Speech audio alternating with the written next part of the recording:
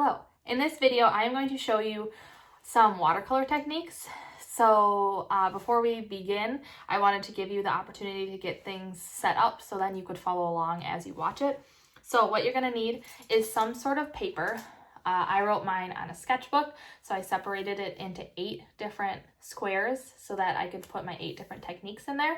If you don't have a sketchbook, no problem. Any sort of paper would work, whether you just have blank printer paper, if it's notebook paper, even if it's the back of some junk mail that your parents say that they don't need anymore, that would work as well. Old worksheets, just some sort of paper that you can separate into 8 different spots. And you want to do that before we begin so you have it sort of organized by sections. Next, you'll need watercolors. If you have something like this, that might be a great option. Any sort of watercolors that are already in a palette and all you have to do is add water. Some watercolors come already mixed with water, so they'll look something like this. You just need a container to put the different colors in. And some watercolors come in little tubes like this, and you just need a teeny tiny dot of this mixed with water to make your watercolors. If you do not have watercolors, that is not a problem. What you are going to need is a piece of tin foil that you can ask a parent or someone at home if you can use a little piece of tin foil. It doesn't even have to be this big, and any sort of marker or even highlighters. After you have all those things together, then I would pause this video and then just restart it once you have all the materials you need. Oh, and water and a paintbrush.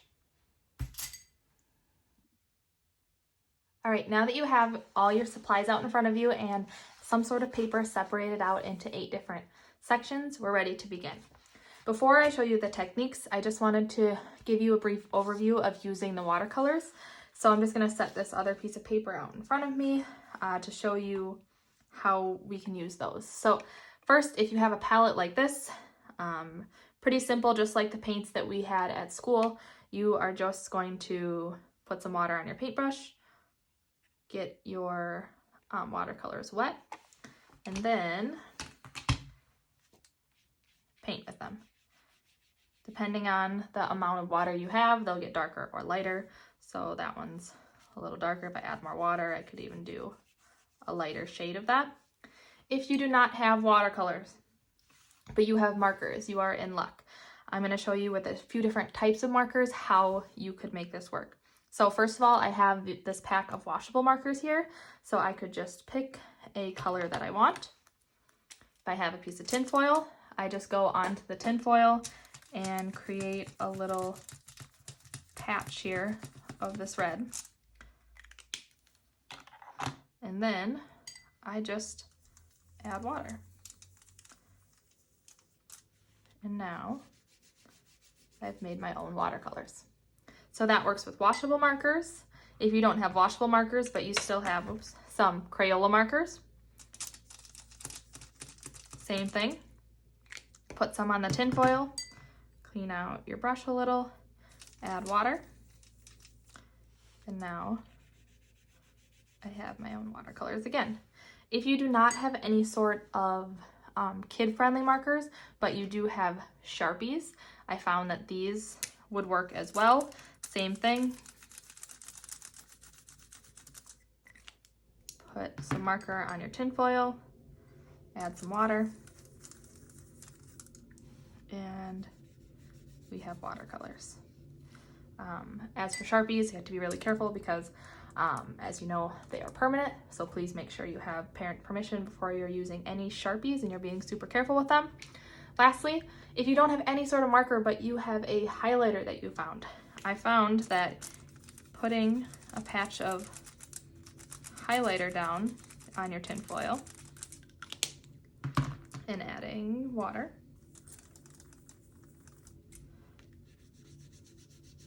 will do the same thing, if you can see that. I mean, it's kind of a bright yellow highlighter, but those are ways that you can make watercolors even if you do not have watercolors of your own. All right, so our first technique is called wet on dry. So this is probably what most of you are used to and kind of what I showed you in this last part. So you're taking your watercolors. I'm going to use these because I have them and they're probably the easiest for me to use right now and show you. So all I'm going to do is add water to my paint. And then my paper is dry, my paintbrush is wet, so wet on dry. And all I'm doing is putting that color down on the dry surface. And easy enough, that's your wet on dry. So your wet on wet is a little different, and it will give you slightly different effects depending on what you're doing. So with this one, what you want to do is get your paper wet beforehand. So you're just going to take your clean paintbrush and get the little section wet. So you're kind of controlling where that paint is going to go to. And then I'm going to pick a new color so you can see. We'll go with some red. So now my paper is wet and my paintbrush is wet. And with the wet on wet, if you can see how it starts going to wherever that water is. So it's following where I already put that wet spot.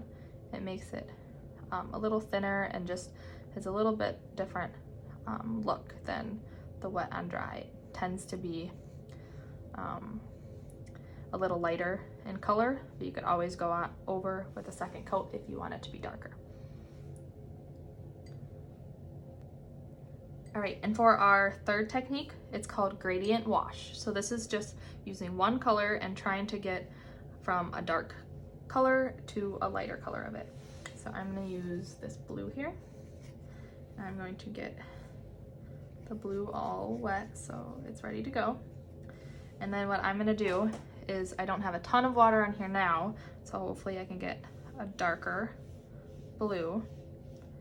And I'm gonna slowly move my way down, and as I move down, I'm gonna add just a tiny bit of water to my brush. I'm gonna do it one more time so that I can start getting a lighter blue. So I'm using the same color, but I'm getting different shades of it just by the amount of water that I use.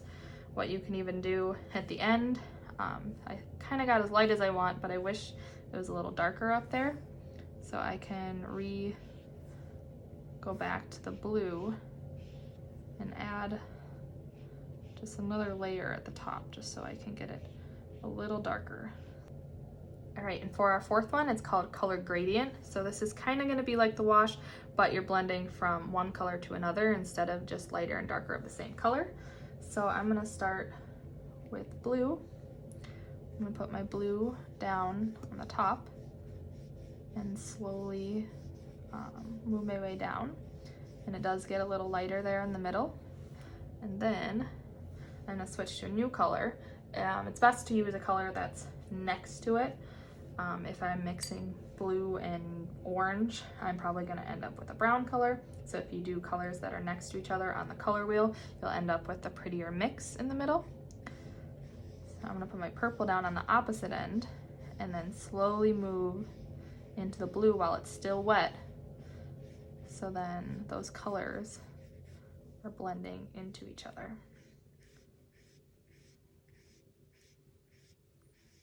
See if you can get that seamless so you don't see a line where it ends blue and starts purple, but instead they just blend into each other from one color to the next. All right, so now our fifth square is called dry brush. So for this one, you want to take your paintbrush and take some sort of paper towel or little rag and try to get as much water out of it as possible. And then I'm going to go to one of the colors that I haven't used yet. So I have this green that's still pretty dry. And we're just going to try to pick up some of that pigment off of it without using a ton of water. And this technique is a little more abstract. You kind of have to keep digging in the paint a lot because you're not going to get that smooth color. You're going to get more of a texture, almost kind of looks more like it's spray painted or something like that. But a lot of artists use this kind of to make things look like they're blurry or just to have kind of an abstract look. So there's kind of what it might look like if you try to dry brush with the watercolors. Our next square is called Resist. So you can do Resist with a lot of different things. You can do it with oil pastels, you can do it with crayons, you could do it with Elmer's glue, or even rubber cement you can put down, and then after it dries you can peel it back up. So Resist is just any sort of material that you can put down that the watercolor will avoid. So you put it down first, and then the watercolor won't go in that area, and then it'll kind of have a white area there for you to draw something in or write something like that.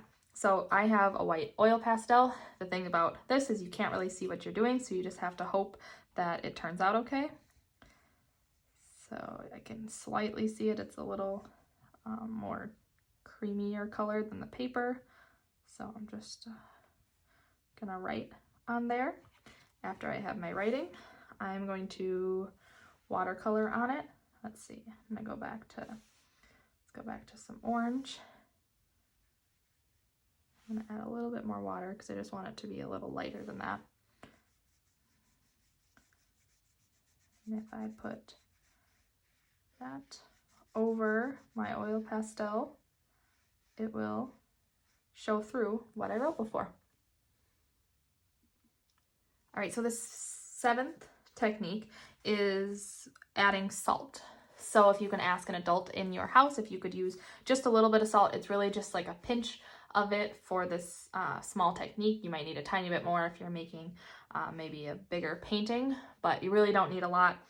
I have sea salt, which really doesn't work quite as well as just the regular salt, so it will work with what you got, but if you have just the regular iodized salt, that would be perfect.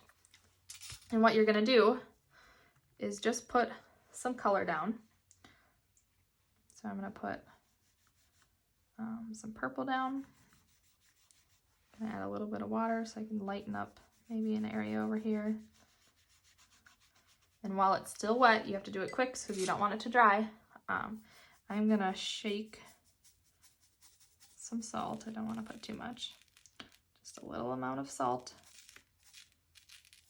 on top, and the salt starts kind of dissolving in the water and gives it sort of a crystal effect in your watercolor. This would look really cool if you were making some sort of snow scene maybe, or a beach with like some sand. It gives it kind of a pretty cool texture, and it ends up, once it dries, sticking to it. So that would be really awesome in some of your paintings. All right, and for our final one, we just need a little piece of plastic. It could be cling wrap or plastic wrap of some sorts from your kitchen. If you do not have that, because I did not, I just found any sort of thin plastic that you can find. Anything that's newly bought might have something in it. We just went and bought a bunch of new DVDs from the $5 movie bin since we're at home a lot now. So I just found some of this plastic that came from the outside of the DVDs, and I'm just gonna rip off a really small part of it. So any sort of thin plastic like this will work. And what you're going to do is do the same thing as you did with the salt, and we're just gonna put color down. It doesn't matter what color. You could even blend colors. Maybe we'll do a little bit of green with this. So I'll do that color gradient where I'm blending two colors together, which you don't have to do. You could just put one color. But then what you're gonna do is grab your little piece of plastic and set it on top, kind of crinkle it up in some areas. You can kind of decide what you want it to look like. I'm just gonna get it to stick there. And then you don't wanna take it off yet because it's not dry, and if you pick it up, every cool thing that's doing is gonna be gone. So what you're gonna wanna do is just let that sit there for a while. You can maybe peel up one little side to see if it's drying. It will probably take a few minutes, so just be patient, but that gives some pretty cool effects for adding plastic on top.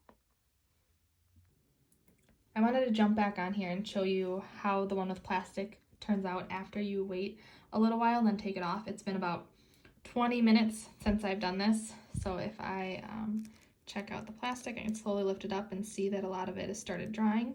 And if I pick that up, I can see some pretty cool different shapes and just different light and dark areas that it made.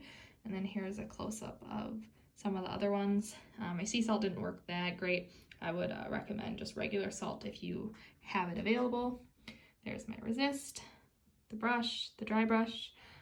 color gradient, switching from blue to purple, gradient wash, just the same color, lighter and darker, the wet on wet technique, and then the wet on dry technique.